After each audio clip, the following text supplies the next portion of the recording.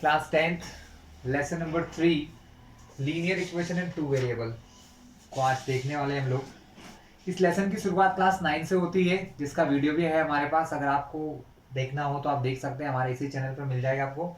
आज हम lesson 3 10th में पढ़ते हैं, जहां पर हम लीनियर इक्वेशंस को सॉल्व करना सीखते हैं। लास्ट ईयर हमने लीनियर इक्वेशन को सॉल्व करना नहीं सीखा था, बनाना सीखा था।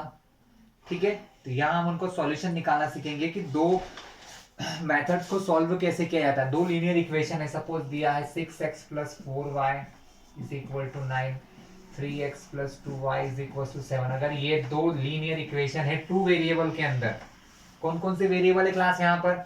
Here is x and y, two variable, x और y दो वेरिएबल है। इन दोनों वेरिएबल की वैल्यू इन दो इक्वेशंस को सॉल्व करके निकालने की दो मेथड हम लोग यहाँ इस साल पढ़ने वाले हैं। मेथड वैसे 3 होती हैं, बट हमको एक मेथड इस बार हटा दी गई है। तो हम पढ़ेंगे कौन कौन से मेथड? Substitution and elimination. ठीक है, तो स्टार्ट करते हैं। क्वेश्चंस लेंगे, क्वेश्चन के साथ ही सॉल्यूशन मेथड भी सीख लेंगे, किस प्रकार क्वेश्चन को सॉल्व किया जाता है। ठीक है, एक बार फिर देख लेते हैं। Linear equation in two variable का जनरल फॉर्मूला कुछ ऐसा होता है, ax plus B Y plus C equals to 0। आप इसको ऐसा भी समझ सकते हैं, ax plus B Y is equal to C. ये सी इधर से इधर जाएगा, क्योंकि सी एक कांस्टेंट नंबर होता है। कुछ भी नंबर होता है 1 2 3 4 5 से लेके, तो वो इधर रखो चाहे उसको इधर रखो, एक ही बात है। ठीक है ना, इसलिए ये दोनों ही क्या है, हमारे लीनियर इक्वेशन के फॉर्मूलेस टाइप कह सकते हो, या इनको कहा जाता है general equation of linear equation. ठीक है, लीनियर इक्वेशंस का जनरल फॉर्मेट। ठीक है, लेकिन बेस्ट अगर कभी एग्जाम में पूछे तो ये लिखना है आपको। क्वेश्चन हमको इस टाइप से आते हैं सॉल्व करने के लिए, आसानी इससे होती है करने में, बट एक्चुअल में फॉर्मूला क्या है? ax plus B Y plus C is equal to 0। Class question आपको दिए जाते हैं वर्ड्स के फॉर्म में। वर्ड्स के फॉर्म के क्वेश्चन को समझना रहता है, इक्वेशंस बनाना होती है और फिर उसको सॉल्व करना होता है, ये हमारा काम है। तो हम पहले तो फर्स्ट एक्सरसाइज पे चलते हैं कि वो पूछ क्या रहे हैं। देखिए, फर्स्ट एक्सरसाइज में ग्राफिकल सॉल्यूशन है ना। ग्राफिकल सॉल्यूशन आपको लास्ट ईयर की क्लास में मैंने करवाया हुआ है, 9th का वीडियो आप देख सकते हैं। लीनियर इक्वेशन टू वेरिएबल वाला मिल जाएगा, उसमें सारे डिटेल्स हैं। ठीक है, तो बात करते हैं एक्सरसाइज फर्स्ट की। क्या कहा है? एक्सरसाइज फर्स्ट हमें सिखाती है फॉर्मेशन ऑफ लीनियर इक्वेशन, कि किसी वर्ड वाले क्वेश्चन को बनाया कैसे जाता है। आपको लिखा हुआ है, हमको इन क्वेश्चन को सॉल्व नहीं करना है, सिर्फ बना के दिखाना है equation. Aftab tell his daughter, Aftab अपनी बेटी को कहते हैं, 7 ईयर अगो, आज से 7 साल पहले, I was 7 time as old as you, मतलब आज से 7 साल पहले मैं तुम्हारी उम्र से 7 गुना बड़ा था। कितना बड़ा था? तुम्हारी उम्र से 7 टाइम्स बड़ा था। ठीक है, ऑल्सो 3 ईयर फ्रॉम नाउ, और आज से 3 साल बाद और क्या होने वाला है क्लास? आज से 3 साल बाद I shall be 3 times as old as you will be, और आज से 3 साल बाद तुम जितनी बड़ी होगी उससे मैं 3 गुना बड़ा रहूंगा, 3 टाइम्स बड़ा रहूंगा। तो हमको बताना है कि ये इक्वेशन में किस प्रकार फिट करना है। तो देखो, हमेशा आपके पास दो चीजें होंगी, जैसे यहाँ पर आफ्ताब और उसकी डॉटर है, और बात हो रही है उनकी एज की। किसकी बात हो रही है? एज। तो हम यहाँ लिखेंगे लेट, या सपोज, दोनों भी लिख सकते हैं, या एज्यूम, तीनों चीजें लिखी जा सकती है। हम लिखते हैं let the age of Aftab, Aftab की जो एज है वो कितनी है क्लास? हम ये मान के चलते हैं कि आफ्ताब की एज को हमने मान लिया है x ईयर्स। कितना माना है क्लास? x ईयर हमने एज्यूम किया है। तो क्लास हमको पहले हर बार यही करना होगा, पहचानना पड़ेगा कि कौन सी चीज बदल रही है। तो यहाँ पर दो चीज बदल रही है, आफ्ताब की एज बदल रही है और उसकी डॉटर की एज बदल रही है। इन दो चीजों की एज बदल रही है, तो इन दोनों को हम लोगों को कुछ मानना पड़ेगा। तो हमने मान लिया कि आफ्ताब की जो एज है वो x ईयर है, और उसके जो डॉटर है, and age of his daughter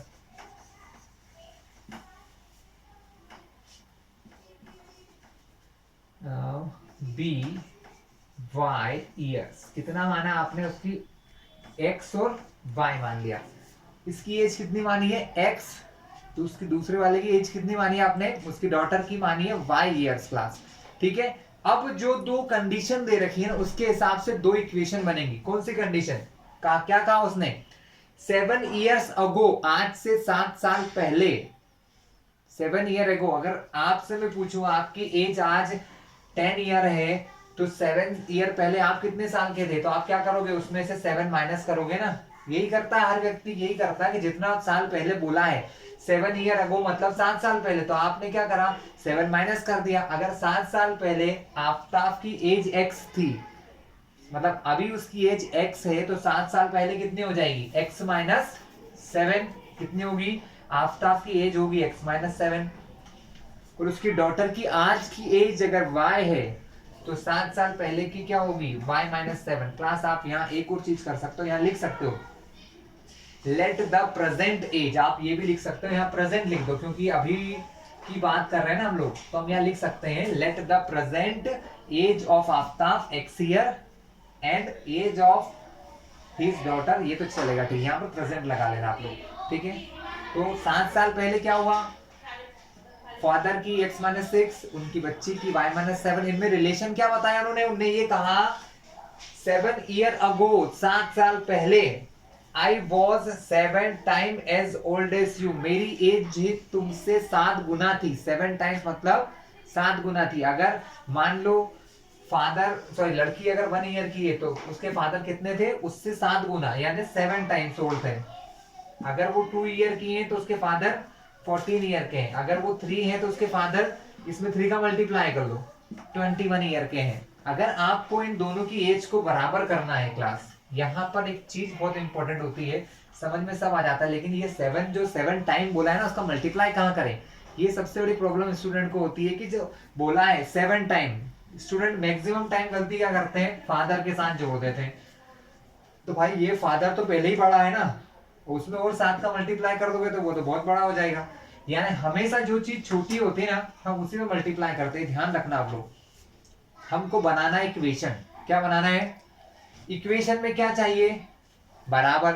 अब बराबर कब होगा, जब इन दोनों की एज को बराबर करना है, तो मैं फादर नहीं डॉटर की मैं 7 का मल्टीप्लाई करूंगा, क्योंकि इसका पिताजी उसकी मतलब जो फादर है वो अपनी डॉटर से 7 टाइम्स बड़ा है। कितने टाइम बड़ा है, 7, इसलिए मल्टीप्लाई किसमें करेंगे, डॉटर में। क्यों करेंगे, हमें बनाना है इक्वेशन, और इक्वेशन में क्या आता है, इक्वल टू, दोनों की एज को क्या करना है, बराबर। तो अब ये हो गई आपकी फर्स्ट इक्वेशन, इसको सॉल्व कर लीजिए आप लोग।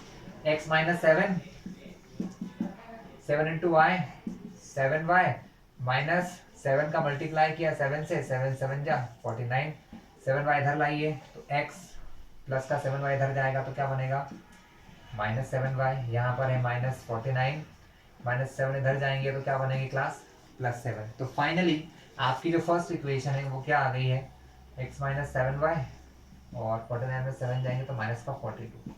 ये आपकी वन इक्वेशन पहली वाली। आया क्लास समझ में।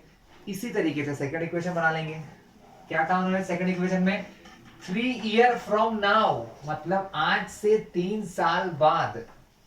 तो भाई 5 आगे की बात करोगे, बात कर रहे हैं पास्ट की, तो हमने 7 ईयर घटा दिए थे, क्यों, क्योंकि पुरानी बात थी। बात कर रहे हैं किस चीज की, फ्यूचर की, तो फ्यूचर में उतने ईयर जोड़ देंगे। आज अगर आप 10 ईयर के हो तो 3 साल बाद कितने हो जाओगे, 13। कैसे, 10 में आपने क्या करा, 3 साल प्लस कर दिए।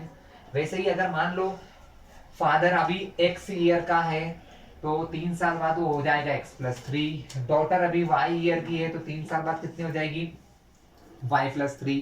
अगर इनको बराबर करना है तो कुछ ना कुछ डॉटर के साइड ही मल्टीप्लाई करना पड़ेगा, क्योंकि वो छोटी है। क्लियर है, तो उसने क्या मल्टीप्लाई करने का बोला, पढ़ लेते हैं। 3 ईयर फ्रॉम नाउ, आज से 3 साल बाद, I shall be 3 टाइम्स, कितने टाइम्स बचेगा, पिताजी पहले 7 टाइम बड़े थे, अब 3 टाइम्स ही बड़े बचे हैं। कितने टाइम्स बचे हैं, 3 टाइम्स। तो मल्टीप्लाई कर दो इस तरफ 3 का, तो क्लास क्या होगा, दोनों इक्वेशन बराबर हो गई। एक इक्वेशन पहले निकाल ली, एक और आ जाएगी, काम खत्म। दोनों को सोल्व करना आगे नेक्स्ट एक्सरसाइज में सीखेंगे। तो x plus 3, 3 into Y, 3y, 3 का मल्टीप्लाई 3 से, 3 3 जा 9, x प्लस का 3y इधर आया तो बना माइनस का 3y, यहाँ पर से 3y चला गया तो क्या बचा, सिर्फ 9 प्लस के 3 को इधर लाए तो माइनस का 3। तो फाइनली आपका आंसर आ चुका है x minus 3y equal to 6, और ये है आपकी इक्वेशन नंबर 2। देखिए एक्सरसाइज फर्स्ट में तो उन्होंने सिर्फ आपको इक्वेशन बनाने को कहा है, ठीक है ना। और क्लास क्या है कि ग्राफिकली ये इक्वेशन आपको आती नहीं है सॉल्व करने को एग्जाम में, तो मैं आपको बता नहीं रहा हूँ, आपको देखना हो ग्राफिकली सॉल्यूशन तो वो भी आप 9th की वीडियो में देख सकते हैं, वहां पर हमने सिखाया है किस प्रकार ग्राफिकली इक्वेशन को सॉल्व किया जाता है, ठीक है। तो ये आपके दोनों तरीके, दोनों इक्वेशन आपको बनाना सिखा दिया हमने क्लास। एक और एग्जाम्पल देखते हैं, ठीक है, उससे क्लियर हो जाएगा ये।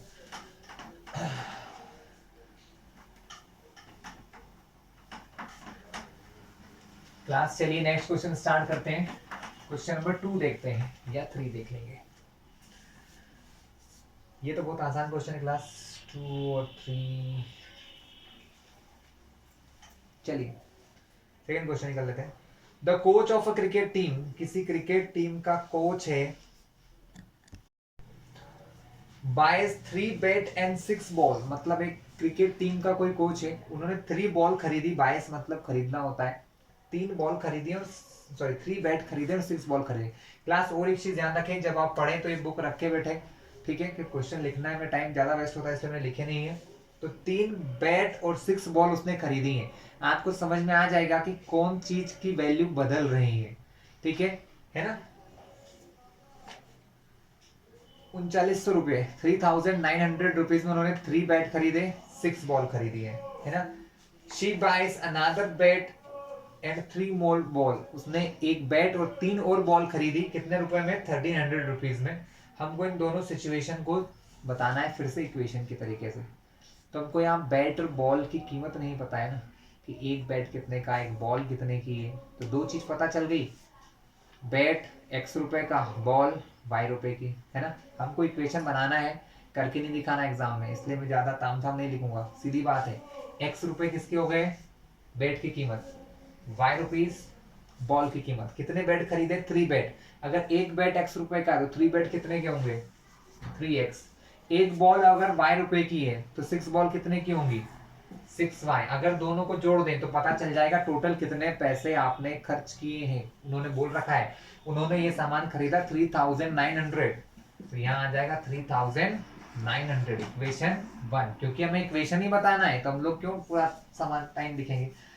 सेकेंड, अनदर बेट, मतलब दूसरी बार में उन्होंने सिर्फ एक बेट खरीदा है, एंड 3 मोर बॉल्स, 3 बॉल खरीदे, तो एक बेट x रुपए का, 3 बॉल 3y की, क्योंकि एक बॉल y की है तो 3 बॉल कितने की हो गई, 3y की, ठीक है। ये कितने में खरीदी इन्होंने, 1300। ये हो गई आपकी इक्वेशन 2। क्लियर है क्लास, आसान सा काम है इक्वेशन बनाना, ठीक है, और आसान सा काम है उनको सॉल्व करना। चलिए क्लास, तो थर्ड क्वेश्चन भी कुछ ऐसा ही है, इक्वेशन बनाने वाला, आप लोग कर लेना, बहुत आसान सा काम है, बहुत ही ज्यादा आसान सा काम है, ठीक है। हम चलते हैं एक्सरसाइज 2.3, है ना, सॉरी 3.2। 3.2 क्वेश्चन फर्स्ट क्या लिखा है, from the pair of linear equation, आपको कुछ क्वेश्चन दिए हुए हैं यहाँ पर और उनको ग्राफिकली सॉल्व करना है। चलिए आप एक बार काम करते हैं, ग्राफिकली सॉल्यूशन देख भी लेते हैं। क्वेश्चन जैसे भी क्वेश्चन पढ़े वैसा ही फिर से क्वेश्चन आ गया आपके सामने। 3.2 क्वेश्चन नंबर फर्स्ट, फॉर्मेशन करना है। आपके सामने फिर से एक वर्ड प्रॉब्लम दे रखी है, वर्ड्स के फॉर्म में इक्वेशन प्रॉब्लम दे रखी है, उसके इक्वेशन बनाना है। इन्होंने लिखा है 10 student of class 10th took part in mathematic quiz, मतलब 10 बच्चे हैं जो मैथ्स के किसी क्विज में पार्ट करते हैं। If the number of girls is 4 more than the number of boys, मतलब नंबर ऑफ गर्ल्स जो हैं वो लड़कों से 4 ज्यादा है ना। तो अब यहाँ पर सबसे पहली बात, बॉयज गर्ल्स दो चीजें हैं, यानी एक्स और वाई, हो गया समझ में। एक्स क्या है, नंबर ऑफ बॉयज, वाई क्या है, नंबर ऑफ गर्ल्स। सबसे पहले लिख लो, लेट 3.2 का पहला क्वेश्चन है, पहले का ही पहला लग रहा है मुझे शायद, हाँ first one. Let the numbers of boys be X and that of girls, girls कितनी है, गर्ल्स को हमने y मान लिया, y, गर्ल्स को क्या मान लिया, y। अब इसमें रिलेशन दिया है, क्या रिलेशन दिया है कि टोटल कितने बच्चे हैं, 10 बच्चे हैं, यानी अगर बॉयज और गर्ल्स को जोड़ दें तो कितने हो जाएंगे, 10 ही होंगे ना, क्योंकि उन्होंने बोला है 10 स्टूडेंट ऑफ क्लास 10th, 10वीं क्लास के 10 बच्चे, 10th क्लास के 10 स्टूडेंट। अब स्टूडेंट कौन है, बॉय है और गर्ल है, अगर दोनों को जोड़ दोगे तो क्या आएगा, 10 आएगा, यानी एक्स बॉयज वाई गर्ल्स दोनों को जोड़ोगे तो 10 से ज्यादा नहीं हो सकते ना, क्योंकि उन्होंने पहले ही कह दिया हमको। तो एक इक्वेशन बन गई कि एक्स प्लस वाई 10, लड़का लड़की मिला के 10। चलिए फिर उन्होंने कहा number of girls is 4 more than the number of boys, मतलब गर्ल्स जो है बॉयज से 4 ज्यादा है। कितनी गर्ल्स ज्यादा है, 4 गर्ल्स ज्यादा है, यानी गर्ल्स की जो संख्या है उसमें से बॉयज की संख्या को माइनस कर दे क्लास, तो यहां पर आंसर आएगा 4, क्योंकि 4 लड़कियां ज्यादा हैं, 4 लड़कियां ज्यादा हैं, ठीक है। यानी गर्ल्स की संख्या में से अगर बॉयज घटा देंगे तो 4 आ जाएंगे। एग्जाम्पल के तौर पे आपको सिखाता हूं मैं, ये मान के चलिए आपसे बोला है कि लड़कियां 4 ज्यादा है ना, तो क्या करो, मान लो कि लड़का 1 है तो लड़कियां कितनी हो जाएंगी, 4 ज्यादा है यानी 5 होंगी। अगर मुझे पता लगाना है कितना अंतर है तो मैं क्या करूंगा, गर्ल्स में से बॉयज को ही घटाऊंगा ना, क्योंकि गर्ल्स ज्यादा है तो 5 में से 1 गया, तो वही मैंने यहाँ करा। यहाँ पता नहीं है, हमने माना था कि x और y इनकी संख्या है, नंबर्स है कि कितने बच्चे हैं, तो x अगर y अगर नंबर ऑफ बॉयज है, सॉरी क्या है, नंबर ऑफ गर्ल्स है, तो गर्ल्स में से बॉयज को घटाएंगे तो 4 आ जाएगा। ये आपकी इक्वेशन 2 हो गई। अब इन दोनों को क्या करना है, ग्राफिकली सॉल्व करना है। लेकिन हम लोग क्या करते हैं, हम इक्वेशन को ऐसा बनाते हैं कि x हमेशा पहले आए और y बाद में आए, x पहले आए और y बाद में आए। इसके लिए हम क्या कर सकते हैं, इसी इक्वेशन को थोड़ा फिर से लिख लेते हैं। इसको नंबर 2 नाम यहाँ नहीं दे रहा हूं मैं, एक स्टेप बाद दूंगा। ये देखो माइनस का x है, इसको मैंने आगे लिखा है, ये है प्लस का y और ये है क्लास 4। ये इक्वेशन नंबर 2 है। क्लास बात हो रही है ग्राफिकल सॉल्यूशन की, है ना, किसकी हो रही है, ग्राफिकल सॉल्यूशन। ग्राफिकल सॉल्यूशन के लिए बड़ा सा ग्राफ बनाना पड़ता है, तो मैं एक काम करता हूँ, इन दोनों इक्वेशन को कॉर्नर में लिख के ग्राफ बना लेते हैं, फिर हम इस काम को आगे बढ़ाते हैं, इसलिए वीडियो पॉज कर रहा हूं, ठीक है। तो क्लास ये रहा ग्राफ। सॉल्यूशन कैसे करना है, देखो क्लास ग्राफिकल सॉल्यूशन के लिए हमको बिल्कुल टेंशन नहीं लेना है। एक इक्वेशन को पहले लो, उस इक्वेशन के 3-4 सॉल्यूशन करो, है ना, और उसको टेबल के फॉर्म में लिखो, है ना। मैं बता देता हूं आपको, देखिए यहां से करते हैं, x plus Y equal to 10, है ना। मैं नीचे आंसर लिख रहा हूं और सॉल्यूशन हम ऊपर कर लेंगे। ये लिखा है x, ये लिखा है y। पहली इक्वेशन की बात हो रही है, आप मन से मानो, जो आपका मन करे वो मान लो, ठीक है। मैंने x को माना 4, ठीक है, x को क्या माना मैंने 4, तो y क्या निकलेगा, x को माना 4 यानी x की जगह 4 रख दिया। x 4 मानने का मतलब अगर मैं x को 4 रख देता हूं तो y क्या आएगा, प्लस का 4 है, x 4 प्लस y 10 बन गया आपका। हमने क्या करा है class, graphical solution assuming mode पे चलती है, हमको मन से मानना पड़ता है। x को मान लो, आपका जो मन करे, आप 1 लाख 2 लाख 10 लाख भी मान लो, ठीक है, बस ग्राफ बनाना आना चाहिए उसका। तो इसलिए क्या करते हैं, ऐसे नंबर लेते हैं छोटे छोटे जो जल्दी से ग्राफ बना दे हमारा। ज्यादा बड़े नंबर लोगे तो ग्राफ में दिक्कत आएगी, इसलिए मैंने x4 लिया, x4 लूंगा। अब ये प्लस का 4 इधर जाएगा तो क्या बनेगा, माइनस का 4, 10 में से 4 माइनस किए तो y कितना आया 6। इससे क्या पता चलता है कि जब x 4 है तो y कितना है उस समय पर 6 है। ये सॉल्यूशन लिखते चलेंगे, बाद में सॉल्व करके बताऊंगा कैसे करना है इनको। ये मिटा रहा हूं फिर से।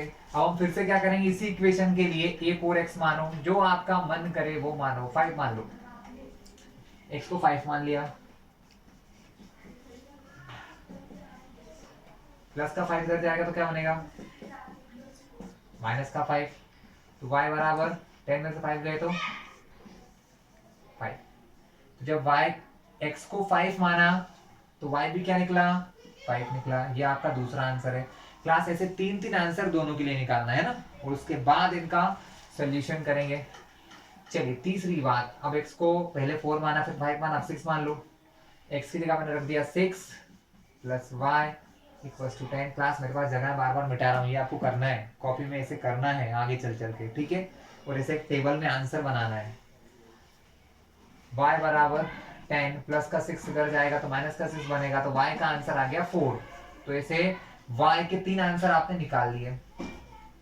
ये कौन सी इक्वेशन के लिए है? इक्वेशन 1 के लिए।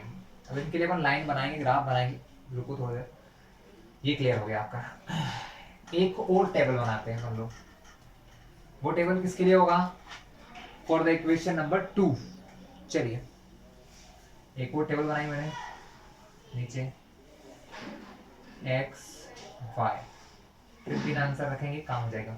इक्वेशन है हमारी -x plus Y equals to 4। x को 1 मान लो, x को मैंने माना 1, तो यहाँ क्या आ गया 1, माइनस तो पहले से लगा था, प्लस y बराबर 4, माइनस के 1 को इधर लाए तो यहाँ क्या बचेगा, सिर्फ y बचेगा। ये हो जाएगा 4 प्लस 1, तो y बराबर क्या हो गया 5। y का आंसर आ गया 5, यानी x को जब 1 माना दूसरी इक्वेशन के लिए तो y निकल गया 5। चलिए हम x को 0 भी मान सकते हैं, कोई ऐसा टेंशन नहीं है क्लास, है ना। तो हम x को 0 मान लेते हैं, है ना। x को मान लो 0, x की जगह 0 रखूंगा तो माइनस लगाने की जरूरत नहीं, पर लगा देते हैं। ये 0 रखा, प्लस y बराबर 4, भाई 0 है तो हटा दो, कोई मतलब ही नहीं, 0 है वो तो y का आंसर क्या आ जाएगा, डायरेक्ट आ गया y4। जब आपने x को 0 रखा तो y आया 4। तीसरा आंसर निकालने के लिए x को रख दो 2, x को रखा 2 प्लस y बराबर 4, माइनस का 2 इधर आएगा तो क्या बनेगा, प्लस का 2, 4 प्लस 2 6, तो y का आंसर आ गया 6। ये 2 पर आंसर 6। आपके पास 2 टेबल आ गई। चलिए अब बात करते हैं आगे की। करना क्या होता है, करना ये होता है कि अब ये पॉइंट आपको ग्राफ में पहचानना होते हैं कहाँ आ रहे हैं। पहला पॉइंट क्या है, x4 y6, ठीक है। x4 यहाँ, y6 यहाँ। ग्राफ में हर चीज के लिए लाइंस होती है, क्या होती हैं, लाइंस होती हैं, है ना। तो ये लाइंस कहाँ दिखाई देंगी, ये 4 की लाइन और ये 6 की लाइन यहाँ पॉइंट हो रही है ना। आप कभी देखना, ये 4 और 6 की लाइन लगभग यहाँ पॉइंट हो रही है। तो ये आपका पहला पॉइंट हो गया जब x 4 है और y कितना है 6 है। क्लियर है क्लास। चलिए आगे देखते हैं। तो क्लास अब इसको ग्राफिकली हम लोग सॉल्व कर लेते हैं, ठीक है। ग्राफिकली सॉल्व करने का मतलब होता है कि जो आंसर्स हम लोगों ने निकाले हैं, जो आंसर्स हम लोगों ने फाइंड किए हैं, उनको इन दोनों इक्वेशंस में हमें लिखना होगा। तो देखिए हमने जो ग्राफिकल सॉल्यूशन बनाया था उसमें पहला जो पॉइंट है, ये पहली वाली इक्वेशन के लिए, फर्स्ट इक्वेशन पे इसका जो पॉइंट है वो 4,6 है। इससे क्या समझ में आता है कि x जब 4 है तो y हमारा 6 है। तो x4 कहाँ है क्लास, ये x4 का पॉइंट है और x6 का ये पॉइंट है। क्लास क्या होता है, जो ग्राफ कॉपी होती है ना उसमें ऐसे लंबी लंबी लाइंस होती हैं। तो मैं एक ही बार बताऊंगा, बाकी नहीं बताऊंगा। तो जैसे ये x4 की लाइन होगी, ऐसी लंबी सी लाइन, इस पूरी लाइन पर x कितना होगा, 4 होगा। वैसे ही x6 की ऐसी लाइन होगी, y बराबर 6 की ऐसी लाइन होगी आड़ी सी। ये जहां पॉइंट पर कटते हैं ना क्लास, वो हमारा पॉइंट होता है कॉमन। इस पॉइंट पर x4 है और y कितना है, y हमारा 6 है। तो ये जो पॉइंट है ये कौन सा है, 4,6। तो ग्राफ में कुल मिला के ऐसी लाइनें होती हैं, क्योंकि ये सब ग्राफ में करने की चीजें। यहाँ पर हम ग्राफ तो बना नहीं सकते हैं, लेकिन एक आइडिया समझ आ चुका है। दूसरा है 5,5, जब दोनों 5 5 हो क्लास, ये x का 5 ऐसी इसकी भी कुछ लाइन होगी, ऐसे y का 5। तो हमें अंदाजा लगा लेते हैं कि ये अराउंड में यहाँ पर पॉइंट बना रहे होंगे। ये हमारा कौन सा पॉइंट होगा, ये हमारा होगा 5,5 पॉइंट। क्लियर है आपको। फिर एक दिया है 6,4, x6 और y4। जब x6 होगा तो ये x6 रहा, y4 कहाँ है, यहाँ है। इनकी भी दोनों की ऐसी लाइनें होंगी जो कहीं पर कटेंगी और एक पॉइंट बनेगा। तो वो पॉइंट हमारा राउंड में यहाँ कहीं पे आएगा। तो ये हमारा पॉइंट होगा 6,4। पहली इक्वेशन के तीनों आंसर हमने लिख लिए हैं और इन तीनों को जब आप मिलाओगे तो एक स्ट्रेट या सीधी सी लाइन मिलेगी आपको। इन दोनों पॉइंट को आप ज्वाइन कर दें क्लास। जब आप इन तीनों पॉइंट्स को ज्वाइन करते हैं तो आपको इस टाइप से, एक्चुअल में अपने मेजरमेंट करके नहीं बनाया तो थोड़ा सा ये अराउंड में आ रहा है ना। तो ये आपकी एक लाइन हो गई है और ये ही आपकी ऐसी एक लाइन हो गई है। तो ये आपकी एक लाइन हो गई है क्लास, ठीक है, फर्स्ट इक्वेशन। क्लास ये हमने जिस क्वेश्चन के लिए किया हुआ है, मतलब ये हमारी कौन सी इक्वेशन से बना है, ये आंसर्स हमने फाइंड किए थे इक्वेशन से जो थी हमारी x plus Y equal to 10। तो ये उसका सॉल्यूशन है क्लास, क्या है, उस लाइन का सॉल्यूशन है। उसी प्रकार हमने सेकंड लाइन के कुछ आंसर निकाले थे, अब उनके पॉइंट्स को भी हम ड्रॉ करेंगे। पहला पॉइंट था 1,5, यानी x जब 1 है तो y 5 है, तो x 1 यहाँ पर और y 5 यहाँ पर, ये दोनों कहाँ मिलेंगे, ये हमें कुछ यहाँ मिलेंगे, आप देख सकते हैं कहाँ मिल रहे हैं आपको। 1,5, ये 1 की लाइन और ये 5 की लाइन, दोनों लाइन ऐसे कट जहाँ होंगी वहाँ पॉइंट बनेगा 1,5। तो हम इसको लिख लेते हैं 1,5।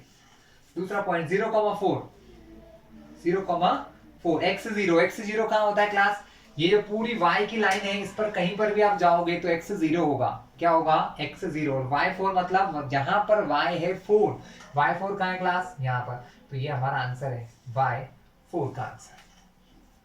उसी प्रकार पॉइंट है तीसरा 2,6, तीसरा पॉइंट है हमारा 2,6, तो x2 y6 की देखो ये लाइन दिखाई दे रही है, तो अब जो 2,6 होगा वो हमको इसी पर ही कहीं ना कहीं दिखाई देगा, तो अराउंड मान के चलिए कि ये यहाँ पर हमको एक पॉइंट मिलेगा। ये पॉइंट क्या हो गया हमारा, ये पॉइंट हमारा हो गया 2,6, ये वाला पॉइंट क्या था 0,4, क्योंकि उस पर x 0 था और y हमारा 4 था। अब तीनों पॉइंट को भी आप ज्वाइन करोगे तो एक लाइन बनेगी, चलिए बना लेते हैं। ये ज्वाइन करते हुए हमने एक लाइन बना दी क्लास, इसको आगे तक एक्सटेंड कर दो, इसको भी आगे तक करके ऐसे कर।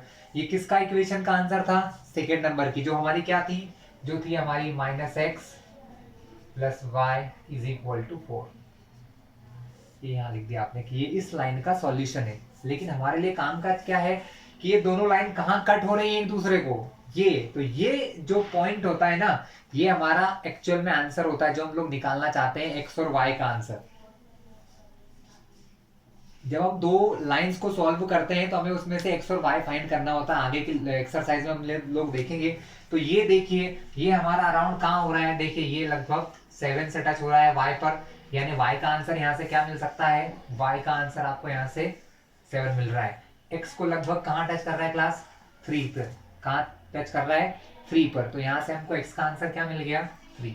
ये होता है हमारा ग्राफिकल सॉल्यूशन, के ग्राफ से हमने आंसर निकाल लिया। ये दोनों एक दूसरे को कहाँ कट कर रहे हैं, ये दोनों एक दूसरे को इस पॉइंट पर कट कर रहे हैं, और ये पॉइंट y पर कितना है 7, x पर कितना है 3 है, तो 3,7 यानी x बराबर 3 y बराबर 7, इस इक्वेशन का हमारा आंसर है क्लास। ठीक है, इसी प्रकार जो सेकंड क्वेश्चन होगा उसको भी आप ग्राफिकली सॉल्व कर लीजिएगा। चलिए क्वेश्चन नंबर 2 को डिस्कशन करते हैं क्लास। अब क्वेश्चन सेकंड देखते हैं, है ना। सेकंड क्वेश्चन क्या है, on comparing ratios a1 upon a2,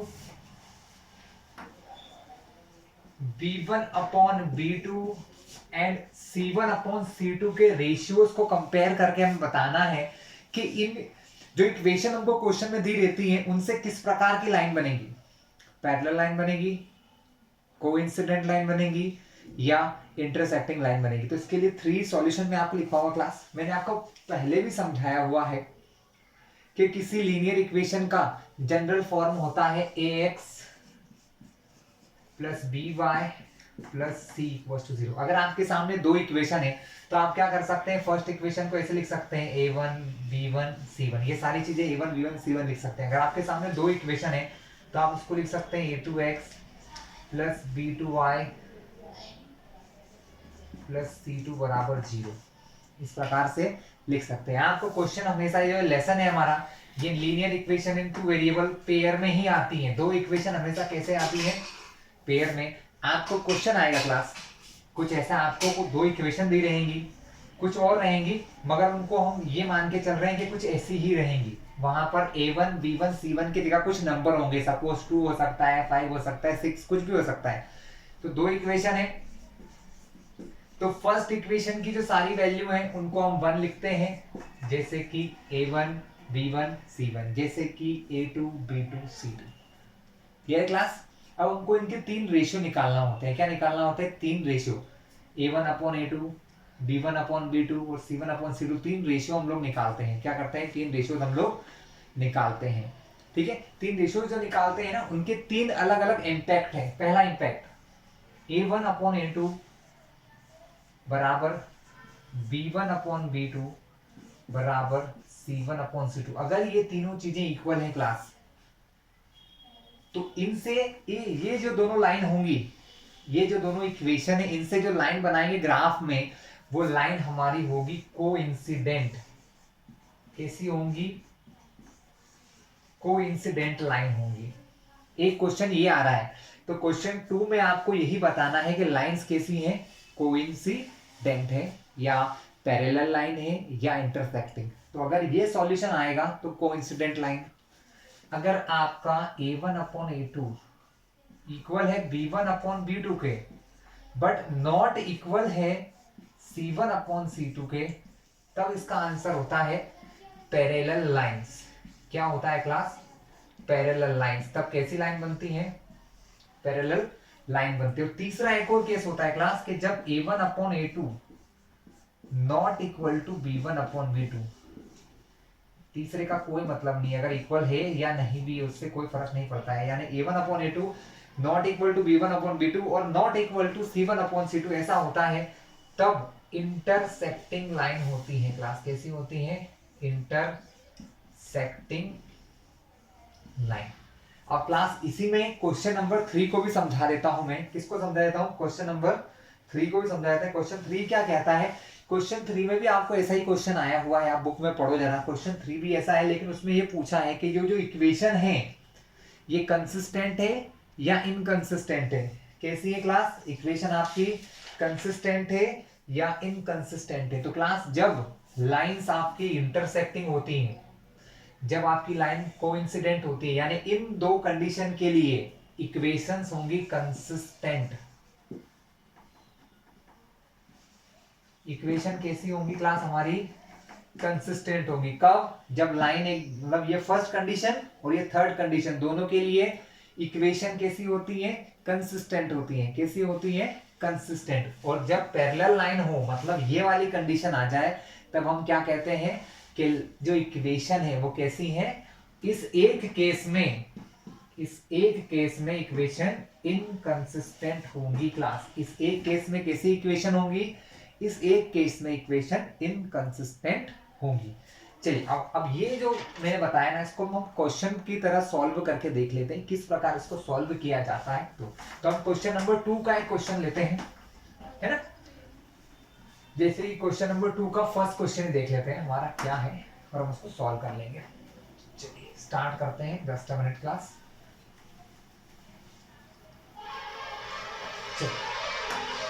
question क्या है आपका? क्वेश्चन 2 में आपको बताना है लाइंस पैरेलल है, इंटरसेक्टिंग है या कोइंसिडेंट है। चलिए पहले क्वेश्चन का first part, 5x minus 4y plus 8 equals to 0। Okay, तो क्लास ये आपकी फर्स्ट इक्वेशन हो गई है। 7x plus 6y minus 9 equals to 0, this is your second equation.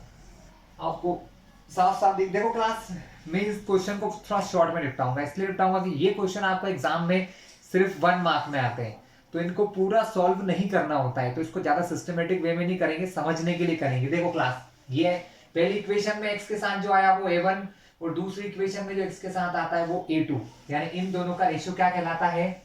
a1 upon a2। कितना हो गया क्लास? 5/7। 5/7। कुछ कट रहा है? नहीं कट रहा है, तो ये यही हो गया। b1 अपॉन b2 निकालते हैं। b1 कौन होता है? जो y के साथ होता है, तो y के साथ यहाँ पर है -4, यहाँ पर है 6। कुछ कट सकता है? जी हाँ, 2 से कटेगा 2 टाइम, 2 से कटेगा 3 टाइम। अब कुछ कट सकता है 2 और 3? नहीं। तब आपका b1 अपॉन b2 कितना आ गया है? -2/3। आपको साफ साफ दिखाई दे रहा है कि ये दोनों बराबर नहीं है। ये 5/7 है, ये -2/3 है। यानी कौन सी कंडीशन फुलफिल हो गई है? तीसरी वाली। कौन कौन सी? कि a1 upon a2 not equal to b1 upon b2। इसमें आप तीसरा वाला नहीं भी लिखो तो चल जाएगा, जरूरी नहीं है बुक में कहीं भी नहीं लिखा कि तीनों लिखना। आप सिर्फ इतना भी लिखोगे ना क्लास, तो भी आपका काम हो जाएगा। तो a1 अपॉन a2 बराबर नहीं होता है b1 अपॉन b2 के, तब लाइंस कैसी होती हैं? तो यहाँ आंसर आएगा लाइंस आर इंटरसेक्टिंग। अब मान लो यही क्वेश्चन 3 से जुड़ा होता, मान लो यही क्वेश्चन 3 से जुड़ा होता। 3 में क्या पूछा उन्होंने, फिर सुना रहा हूं आपको। 3 में उन्होंने पूछा है ऑन कंपेयरिंग द रेशियोज, आपने रेशियो कंपेयर किए A1/A2 B1/B2, फिर बताओ फाइंड आउट वेदर, मतलब फाइंड आउट करके दिखाइए following pair of linear equation, ये जो लीनियर इक्वेशन के दो एक पेयर दिया है, दो इक्वेशन का एक पेयर दिया है, ये इक्वेशन कंसिस्टेंट है या इनकंसिस्टेंट। तो मैंने भी क्या समझाया था क्लास, जब लाइंस इंटरसेक्टिंग होती हैं तो इक्वेशंस कैसी होती हैं, तब आप थर्ड वाला क्वेश्चन अगर सॉल्व करोगे तो क्या लिख दोगे, इक्वेशंस आर कंसिस्टेंट। कैसी होती हैं, कंसिस्टेंट। जब लाइंस इंटरसेक्टिंग होती हैं तो इक्वेशन कंसिस्टेंट होती हैं, और जब लाइंस कोइंसिडेंट होती हैं, कैसी होती हैं, कोइंसिडेंट, यानी जब A1/A2 B1/B2 C1/C2 तीनों बराबर होते हैं तब भी कंसिस्टेंट होती हैं। बस जब लाइन पैरेलल हो तब इनकंसिस्टेंट होती हैं। क्लास क्लियर है? बहुत आसान सा काम था। मैं आपको थर्ड का भी एक क्वेश्चन करवा के दिखा देता हूं, ठीक है? इसके बाद आपका काम समाप्त हो जाएगा। ये दो क्वेश्चन है, बहुत इजी से है, आपको सिर्फ बताना होता है कंसिस्टेंट या इनकंसिस्टेंट। क्वेश्चन 3 लेते हैं हम लोग। क्वेश्चन 3 का पहला क्वेश्चन ले लेते हैं। क्वेश्चन 3 में क्या पूछा उन लोगों ने, क्वेश्चन 3 में उन्होंने पूछा है आपको बताना है कि जो इक्वेशंस है वो कंसिस्टेंट है या इनकंसिस्टेंट है, ठीक है? क्वेश्चन नंबर 2 देखते हैं हम। क्वेश्चन थर्ड का सेकेंड क्वेश्चन, थर्ड का सेकेंड क्वेश्चन है 2x - 3y। क्वेश्चन में इज इक्वल टू 8 लिखा है क्लासेस को, तो हम इसको इधर ले आते हैं, तो ये बन जाएगा -8, क्योंकि इस तरफ कैसा था, प्लस का था, इधर लाया तो क्या बन गया, माइनस। ये आपकी इक्वेशन 1 हो गई है। इक्वेशन 2 दिए 4x - 6y, यहां पर भी क्वेश्चन में ऐसा लिखा है +9 में, इसको इधर लाऊंगा तो प्लस से क्या बनेगा, -9, और यहाँ बचेगा 0। ये दो इक्वेशन हो गई है। यहाँ पर भी रेशियो निकालिए, A1/A2 2/4, कैंसिलिंग हो सकती है बिल्कुल, 2 से 1 बार, 2 से 2 बार, तो आपका A1/A2 कितना आ गया, 1/2, कितना हो गया, 1/2।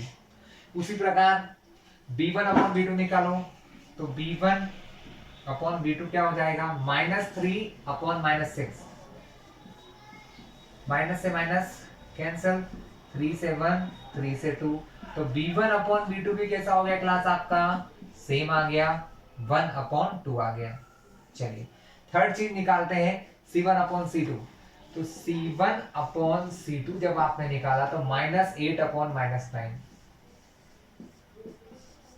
से माइनस प्लस, आंसर आया C1/C2 जो है वो आ गया 8/9। आप क्या देख रहे हो, ये दोनों इक्वल हैं, 1/2 1/2, लेकिन ये इक्वल नहीं है। तो ये दूसरी वाली कंडीशन कि A1/A2 बराबर है B1/B2 के, but not equal to C1/C2। यहां से दो आंसर सामने आएंगे आपके।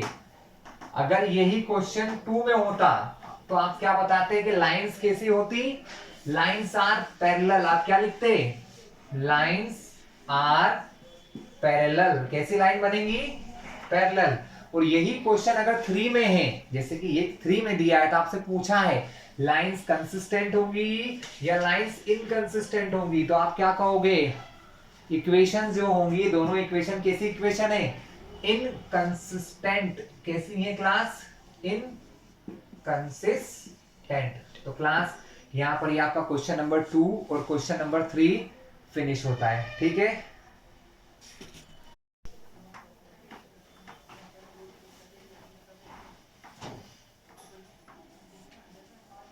ना तो क्लास बात करते हैं नेक्स्ट क्वेश्चन की।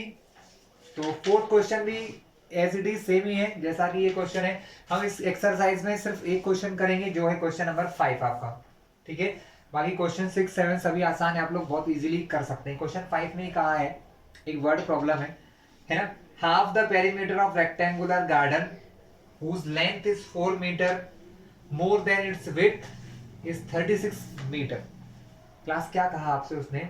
Half the perimeter of rectangular garden, मतलब कोई रेक्टेंगुलर गार्डन है whose length is 4 meter more than its width, जिसकी जो लेंथ है वो उसकी विड्थ से 4 मीटर ज्यादा है, ठीक है। और वो जो हाफ पेरीमीटर दिया है, हाफ पेरीमीटर जो है वो है 36 metre. Find the dimension of garden. बहुत आसान सा और इजी सा क्वेश्चन है। हमको यहाँ पर लेंथ और ब्रेड्थ दो डायमेंशन होते हैं किसी रेक्टेंगल के, तो हम एज्यूम कर सकते हैं यहाँ पर let the length of garden be X, हम इसको एक्स मान लेते हैं, एंड दैट ऑफ ब्रेड्थ। अब हम ब्रेड्थ को क्या मान रहे हैं, और ब्रेड्थ को आप मानोगे वाई, बी वाई, ब्रेड्थ को आपने मान लिया है वाई। तब क्या होगा, एक रिलेशन तो उन्होंने ये कहा है length is 4 metre more than breadth. Length जो है वो ब्रेड्थ से कितनी ज्यादा है, 4 ज्यादा है, ठीक है। लेंथ है आपकी x, ब्रेड्थ है आपकी y, कौन ज्यादा है, ये ज्यादा है। अगर इन दोनों को बराबर करना है तो मुझे क्या करना होगा, यहाँ पर 4 ऐड करना होगा। बहुत इजी सा कॉन्सेप्ट होता है क्लास, समझने की बात है। आपको ये कहा था उन्होंने कि आपकी जो लेंथ है वो इस ब्रेड्थ से कितनी ज्यादा है, 4 ज्यादा है। कितनी ज्यादा है, 4। एक एग्जांपल के लिए समझा रहा हूं कि मान लो कि ये 10 है तो ये कितना होगा 6, ये 10 इससे कितना ज्यादा है, 4 ज्यादा है। अगर मुझे इन दोनों को बराबर करना है तो हम क्या करेंगे, इन दोनों को अगर बराबर करना है तो हम क्या कर सकते हैं, +4 कर दूंगा तो ये भी 10 बन जाएगा, तो +4 कर देंगे तो ये भी बराबर हो जाएंगे। इसलिए एक इक्वेशन तो क्या बन गई, x is equal to Y plus 4। क्या हो गया, x is equal to Y plus 4। ये आपकी फर्स्ट इक्वेशन हो गई। आप चाहो तो प्लस का y इधर लाओगे तो क्या बनेगा, -y। तो ये आपकी पहली इक्वेशन हो गई x माइनस वाई बराबर 4, ठीक है। बात करते हैं सेकेंड इक्वेशन की। उनने क्या कहा, जो हाफ पेरीमीटर है वो 36 मीटर है। पेरीमीटर कितना होता है क्लास, पेरीमीटर ऑफ रेक्टेंगल होता है 2 इंटू लेंथ प्लस ब्रेड्थ, लेकिन लेंथ को आपने क्या माना है x और ब्रेड्थ को क्या माना है y। ये आपका पेरीमीटर होता है। हाफ पेरीमीटर मतलब 2 से डिवाइड, हाफ पेरीमीटर का मतलब होता है 2 से डिवाइड करना। किसी चीज को हाफ करना हो तो उसको क्या करते हैं, 2 से डिवाइड करते हैं। ये वैल्यू हमको कितनी दे रखी है क्वेश्चन में, 36 दे रखी है। कितनी दे रखी है, 36। आपने क्या करा, 2 से 2 को कट कर दिया। सेकेंड इक्वेशन बन गई आपकी x plus Y is equal to 36। अब दो इक्वेशन है आपके सामने, ठीक है। और इन दो इक्वेशन का हमको करना है ग्राफिकल सॉल्यूशन, क्योंकि हम जो एक्सरसाइज पढ़ रहे हैं 3.2, इसमें हम अगर आंसर निकालने की बात करते हैं तो आंसर किस मेथड से निकालेंगे, ग्राफिकल सॉल्यूशन से। तो अब हम क्या करेंगे, एक बार फिर लास्ट टाइम देख लेते हैं कि ग्राफिकल सॉल्यूशन कैसे निकाला जाता है। तो अब हम इन इक्वेशंस का ग्राफिकल सॉल्यूशन कर लेते हैं, और यही हमारी इस लेसन का, सॉरी इस एक्सरसाइज का लास्ट क्वेश्चन होगा, ठीक है। इसके बाद नेक्स्ट एक्सरसाइज में नई नई मेथड है हमारे पास, ठीक है, जो कि एल्जेब्रिक मेथड होती है वो करेंगे। तो चलिए, हमारे पास दो इक्वेशन है। इन दोनों इक्वेशन को मैं यहाँ कॉर्नर में लिख लेता हूँ क्योंकि बोर्ड पर थोड़ी स्पेस का इश्यू आ जाता है। तो x minus Y equals to 4 और x plus Y equals to 36। इन दो क्वेश्चन को आपको सॉल्व करना है और आपको इसके आंसर बताना है लेंथ और ब्रेड्थ के। चलिए क्लास, सॉल्यूशन स्टार्ट करते हैं। ग्राफिकल सॉल्यूशन में हम क्या करते हैं, पहले इक्वेशन 1 और 2 को अलग अलग लेके उनके सॉल्यूशन निकालेंगे। चलिए देखते हैं। इक्वेशन 1, फर्स्ट इक्वेशन क्या है, हम लिखेंगे फ्रॉम इक्वेशन 1। पहली इक्वेशन क्या है, x minus Y equal to 4 है। मैंने क्या कहा था क्लास, आपको एक एक नंबर मानना है। आप हर एक नंबर को एज्यूम कर लो, x को या y को। हम y को एज्यूम करते हैं। हमने y को एज्यूम किया,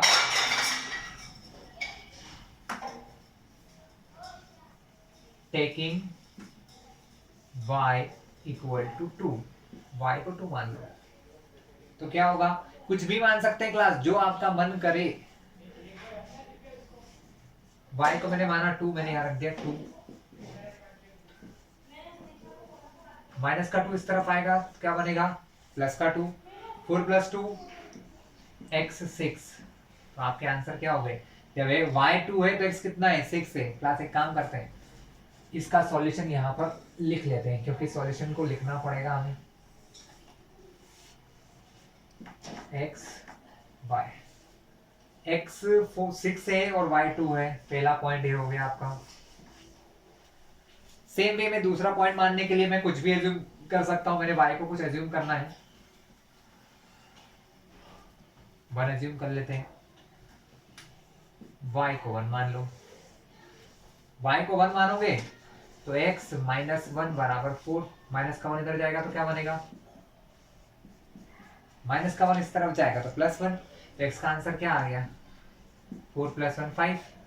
x जब 5 है, y 1 है, ठीक है, ये दूसरा आंसर छोड़ दिया यहीं पर। फिर आगे बढ़े, x को एक और कुछ मान लो, y या x को किसी को भी। हमने y को मान लिया, हमने y को मान लिया 0, मान सकते हैं। y को 0 मानते हैं तो x + 0 बराबर 4। जब x ये 0 हो गया, यहाँ पर y के प्लेस पे क्या रखा क्लास आप लोगों ने? 0। तो आपका आंसर आ गया x = 4। x कितना आ गया क्लास आप लोगों का? x आ गया है आपका 4। ठीक है, x 4 है, y 0 है। चलिए काम खत्म। ये आपके पहली इक्वेशन के सॉल्यूशन आ गए हैं। सेम वे में अब हम लिखेंगे फिर से फ्रॉम इक्वेशन 2। अब सारे आंसर इक्वेशन 2 से निकालें। क्लास में इसलिए मिटा रहा हूं कि मुझे फिर से कुछ क्वेश्चन करना होता है। आप लोग इस को आगे बढ़ते जाइएगा, इस क्वेश्चन को आगे कॉपी में करते जाइएगा। इक्वेशन 2 देख लीजिए, x + y = 36। क्लास बड़े क्वेश्चन है ना? तो हम कुछ ऐसे नंबर मानेंगे जो थोड़ा सा इजीली वे में बन जाए, है ना? थोड़े से इजीली वे में बन जाए। तो हम क्या करते हैं, ठीक है, x + y को क्या माने? कुछ भी मान सकते हैं, मानने को कोई दिक्कत नहीं। y को माना मैंने 16, इधर आएगा y तो क्या बनेगा? माइनस का 16, 36 में 16 जाएगा तो कितना हो जाएगा? 20। दूसरी इक्वेशन के लिए आपने आंसर लिखना चालू किया, x y, x आया आपका 20 जब y को रखा था 16, y 16 पर x 20, पहला आंसर। चलिए 2 आंसर वो निकालना है। दूसरा, y को रखा 16 रखा, अब y को 20 रख लेते हैं। जब मैंने y को 20 रखा तो x कितना निकलेगा? चेक करता है, प्लस का 20 इस तरफ गया तो क्या बना? -20। तो x का आंसर क्या आ गया? 16। ठीक है, तो x 16 है तो y 20 है, x 16 y 20। दूसरा पॉइंट, एक और पॉइंट निकालना है, चलिए निकाल लेते हैं।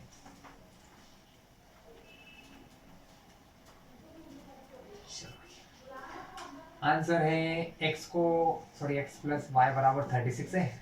एक और आंसर मान लीजिए,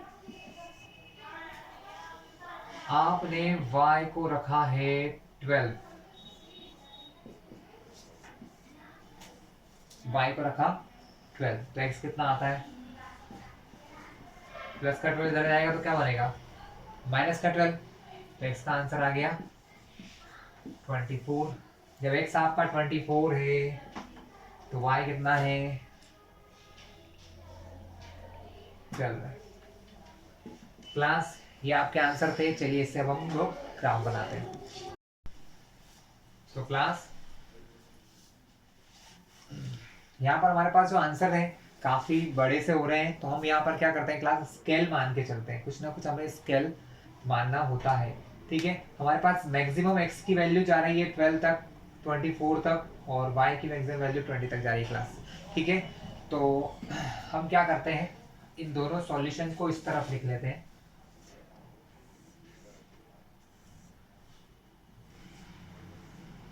x y 6 5 4 और 2 1 0। दूसरा आंसर हमारा है x y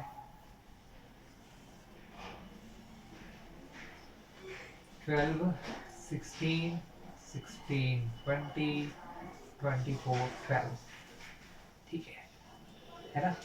इक्वेशन तो लिखी है वहां पर, लिख रहे हैं तो हम यहाँ पर स्केल मान के चलेंगे क्लास कि हम जो एक 1 सेंटीमीटर होता है ना उसको यहाँ 2 मान लेंगे। कितना मान लेंगे क्लास? 2। हमें मैक्सिमम 12 चाहिए पॉजिटिव साइड आंसर। हमें ग्राफ चाहिए सिर्फ और सिर्फ पॉजिटिव साइड, इसलिए मैं ग्राफ थोड़ा सा अपने हिसाब से बना रहा हूँ।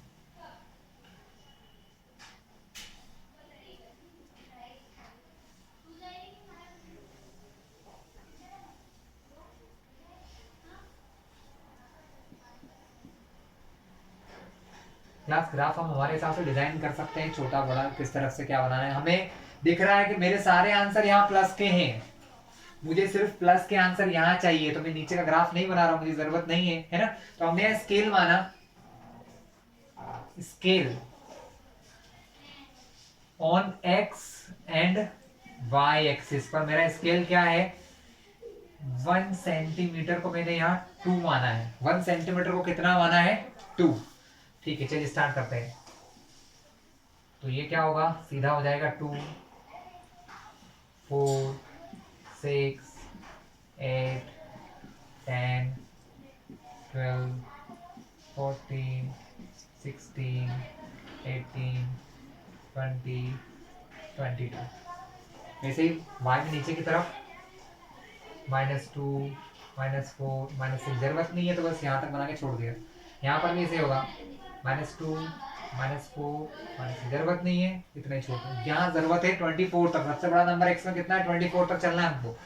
तो यहाँ से 2 4 6 8 10 12 14 16 18 20 22 24 26।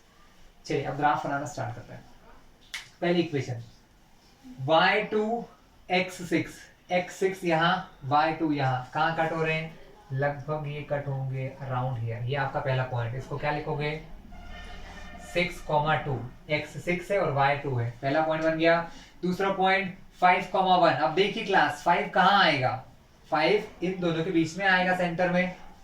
तो ग्राफ में कुछ ऐसा होता है, मैं आपको बता दूं, ग्राफ ऐसे होते हैं। जैसे ये मान लो लिखा है 4 और ये लिखा है 6 है ना, हमने माना है इनके बीच में 10 छोटी छोटी लाइनें होती है, 1 2 3 4। पांचवी लाइन थोड़ी सी बड़ी होती है, तो जो पांचवी लाइन होगा ना वो यहाँ पर हमारे लिए 5 होगा। क्या होगा? 4 5 6, क्योंकि ये उसके बिल्कुल बीच का होता है। कैसा होता है? बीच का। तो इसके बीच में एक ऐसा पॉइंट होगा ग्राफ जब आप बनाओगे, इसलिए समझा रहा हूँ। ठीक है, देखते हैं। तो 5 होगा लगभग यहाँ पर और 1 इसके बीच में यहाँ पर होगा, तो ये पॉइंट आएगा लगभग यहाँ पर। ये देखिए, ये दूसरा पॉइंट है, इसको मान लिया 5,1। तीसरा पॉइंट है x4 y0। अब जब मैंने बोला था पहले कि x0 कहाँ होता है? y की लाइन पर। वैसे ही y जो है वो 0 कहाँ होता है? x की पूरी लाइन पर, कहीं पर भी। बस हमको x देखना है। x कितना है? x हमारा 4 है, तो x4 कहाँ होगा? ये यहाँ पर। तो ये हमारा क्या है? 4,0 है। अब आपको क्या करना है? इन तीनों को ज्वाइन करके एक लाइन सी बना देना है। ये बन गई आपकी लाइन। नीचे भी थोड़ा सा निकाल दो शोभा के लिए। ये बन चुका है। फर्स्ट लाइन की इक्वेशन बन गई, ये उसकी लाइन बन गई। सेकंड को देखते हैं, x20 ये हमारा 20 यहाँ पर, y16 ये पॉइंट यहाँ पर। अब इनको जरा ध्यान से देखा जाए तो ये लगभग कहाँ पर होंगे क्लास? ये 20 की लाइन है हमारी अराउंड, और ये हमारा है अराउंड, तो ये कुछ यहाँ पर आएंगे क्लास। तो ये हमारा पॉइंट हो गया।